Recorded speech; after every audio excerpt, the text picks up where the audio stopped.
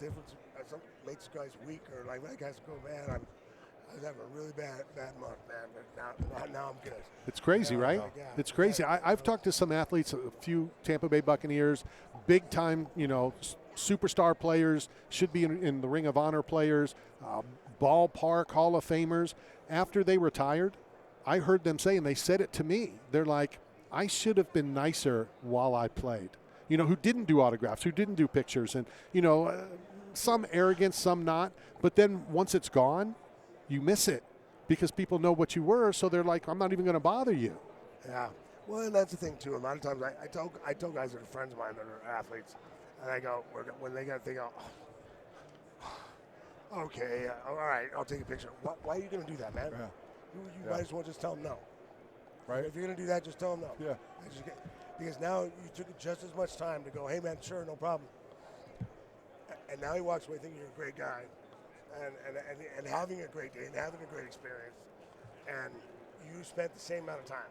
Well, I think that's what makes you such a star, because you are personable, you're relatable, you're genuine, and everybody saw how just incredibly dominant you were and how a legendary figure you are. So to be relatable and to be accessible is everything. But the other side of that too, there are fans that are just out of their minds. Yeah. I mean, I got mad at Michael Phelps for sitting there, and he's like, because he wouldn't take a picture when he was drinking.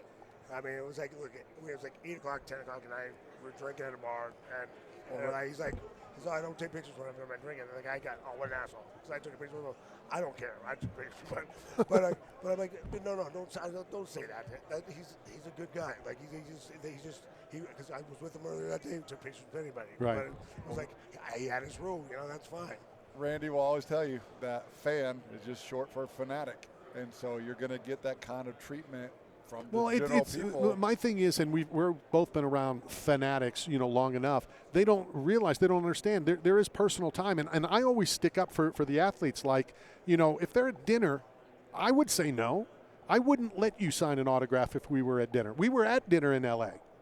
It's don't be rude, but just wait your time. I've actually learned a lot of times what I'll say is, guy comes up to the table, I'll be like, hey man,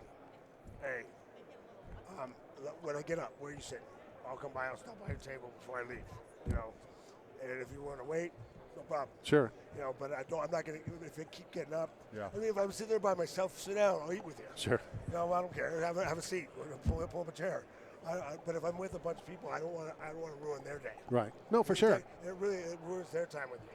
So what's the craziest request you've had to be signed? Like a piece of or memorabilia? do. What's the craziest thing?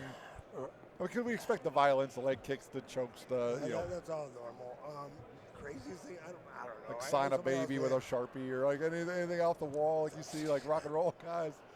Yes, I was there. I saw one. I don't know if you're cool if I tell it. Go ahead. It was at Bubba the Love Sponge's studio when I brought you to it many years ago. And we come in, and Bubba goes, we have an unusual request. And Chuck looks at him like, what?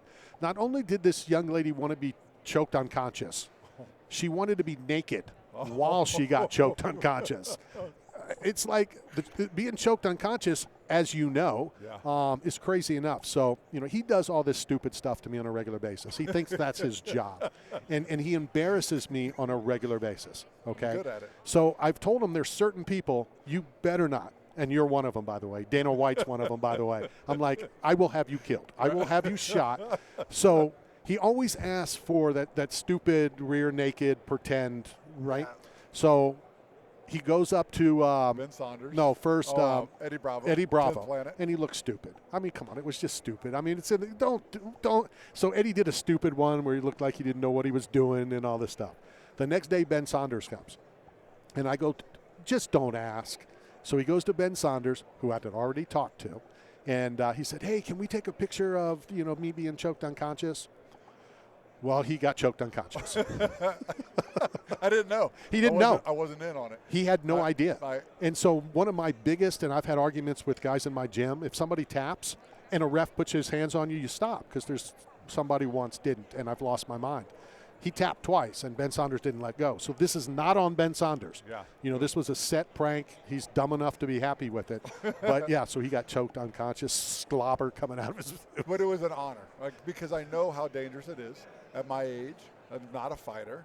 And for someone in that world to include me in it, I saw as an honor. So when I came to and I realized that it was all of his brothers from the jiu-jitsu school and Randy and everybody, and I was in a safe place, and it was not malicious or not, it was more inclusion. Yeah, you can do it without hurting someone. Right. I mean, people, yeah, Before we run out of time, I want to tell you a second half of a story because it just happened yesterday. So as you're thinking of me, and we're really good friends, I know that, but you're thinking low life of me that I had him choked unconscious. I'm figuring that, right? No. So yesterday we went. Okay with that. Okay, all right. Then I won't tell you the story. No. So yesterday I take my credential off because you can't take a photo with the credential on, right? The NFL will confiscate your credential. Oh, I didn't know that. Yeah, because I took a bunch with it on, so I'm in big trouble. Okay, well if they can get it from you, good from them. They can have it. But they can easily take it from me. So we go over, we take a photo, and I've been losing things lately. Dementia's starting to kick in, I think. I don't know. So I start getting frantic, and they're videotaping it. Like I had T-shirts on the counter, and I'm throwing them. I mean, I'm losing my mind because how am I going to get out of here? How am I going to get my stuff out? So he shoots a video. He's wearing my credential. Well, possession's 9/10 of the law, and he left it in my chair. So I put it on, and I recorded him frantically trying to find his media credential. So, that's my job. But my job is to make Randy's life harder than it already is. That he does a good job. What do you have set up? I know we only have another couple minutes till top of the hour. I don't know. We got 2 minutes, so they can wait. I'm not sure where we're going. What are they going to do? Take your credential or mine? No, I don't have one. I came in the back. Did you really? Yeah, I told them I was on the VIP list. Now we know for next year. Because we tried to get them, like we did before, and they're like, nope, security, we can't do it. I'm like, it's Chuck. I told them this last year when they gave it to me. I said, you don't understand. If I don't get Chuck Liddell's credential, he will punch me in the face. And probably went great. now we're going to make it special hard. Right? Now you're a fan? You're a fan? All right, we are at the top of the hour. As always, Chuck, I know you're going to walk around, hang out. Don't forget to call me tonight when we all go out. We'll get rid of all these bums. And let me just say this for the record. Just as an honorary thing, I would accept a leg kick from you because of who you are and what it would mean. But I'm not asking for it because I really don't want that bruise.